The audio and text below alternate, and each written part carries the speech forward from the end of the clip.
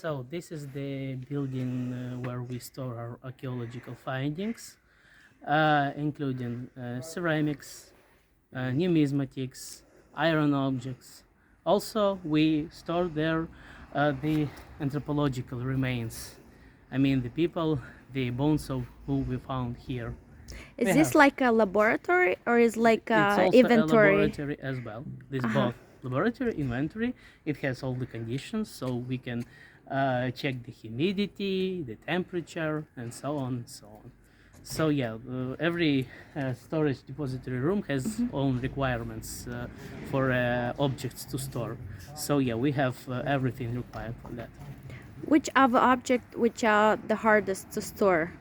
The hardest to store are organic objects like Okay. wood or cloth, and actually you can rarely find them. They need to have special conditions. We have some cloth collection, but it's from 20th century ethnological collections, and it's not that hard to store.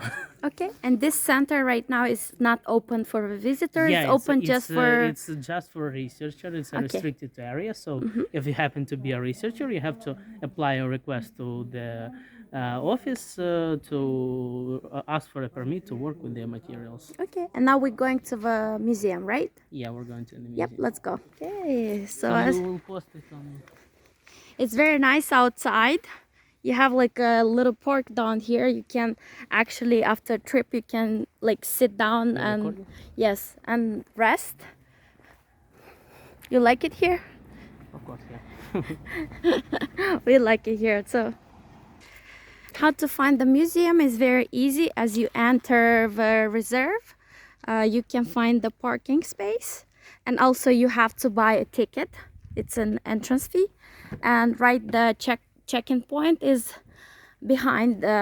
After you bought the ticket, you can find the museum. This one is a archaeological museum, right? Yeah. And we're going inside now. Yeah. Yep. I'm pretty sure a lot of you, when you come at Old Orhei, you basically go pretty much for a hike down there. And just few of you have a chance to actually visit this museum, which I found pretty interesting. Oh my God. I didn't see this last time, so it's new. You did like a rebranding. So here you have like a souvenir. Souvenir store, yeah. Yes. So here is the building of the museum. We have different showcases from the earliest time until 15th century. So this is a museum where you can find the archaeological objects and also the anthropological material from later Stone Age until 15th century. You can find here the mostly the ceramics, pottery, what ancient people, also the tools, the iron objects, some jewelries. I just want to get closer so people could see in the video also. The museum is been right now it looks completely different from what we used before. It has a new design. It has a black background, and everything is organized a little bit different from what it was before. And with this design, it's much easier to see all the pieces, but we have it here. Which are your favorite ones? This is, of course, showcase with the coins. Oh, yeah. Oh, they're so small. They're really small. They are, and copper coins was kind of like fiat, because the rate between copper and silver was kind of large. So if you need a real market value of copper, coins should be really large. So it's not convenient for you to bring this coin Small to the ones. market. Okay. If the price for a metal would be real, the copper coin should be really huge and heavy. And it's not okay for you to bring this heavy thing to the market. So they minted this small copper And their nominal price was really much higher than the real price. What you buy during that time with these little ones? Do you know? Yeah, of course. Some written sources tell us the prices, so we can say that, for instance, one builder can earn a small silver coin per day.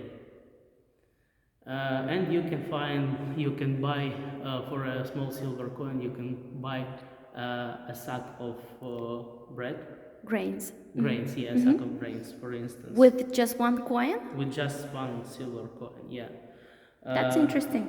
Yeah, and a cow can be bought for about 60 silver coins.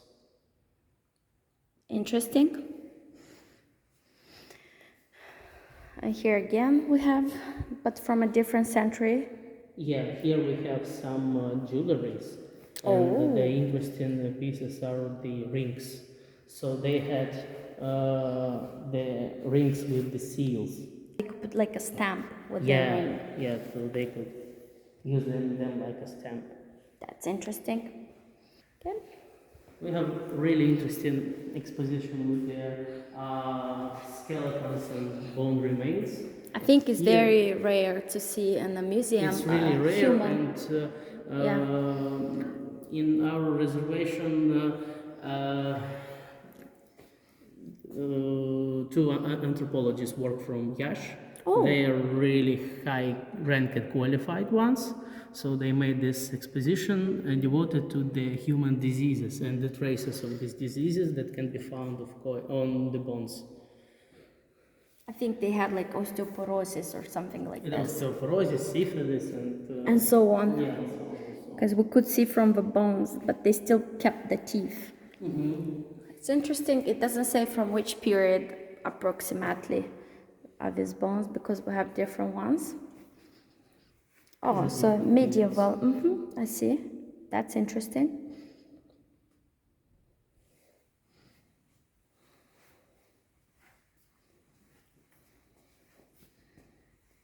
And even more.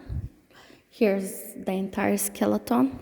Yeah, these were found in the village Trebujeni.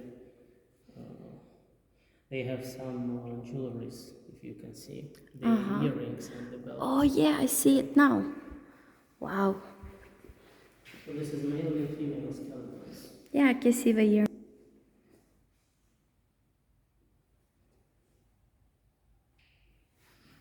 These are tubes for supplying water supply. Yep, because we have also the Tatar baths in Trebujeni village. It's pretty nice. And again, we These are have. writings of Golden Court period. Some of them were imported from different regions, from Lower Volga, from Crimea, and some of them were produced here. An interesting find is the chest from bones. Wow. That's really interesting. And more, I guess this is jewelry again? Yeah. You know, the chess came from the Orient, and this is Orient tradition, so Tatars had this. They brought this tradition to Europe. Okay, so for everybody, if you ever come to this reserve, after you take your walk or after you finish your walk, don't forget to visit the museum too. And I see this piece down here. What is this? It was donated recently, a few months ago. Someone found this really interesting item here in the territory of reservation. This is the brand for marking animals, and the inscription is Sa'id, which is an Arabian name. So the owner of this cattle, his name was Said, and actually this is interesting because Said is Arabian name, not Tatar name. So the level of Islamization of the local population, at least some of them, should be really high, because they had an inscriptions on the coins with the religious phrases. There was a mosque here, so yeah, the local population was Muslim, and scholars believe that at some point they converted to the local ruler converted to Christianity. We actually don't know the exact time and the name of that ruler who converted to Christianity. That's interesting. Okay, so here we will finish our trip to the museum. I really recommend you to visit, and I hope you liked it.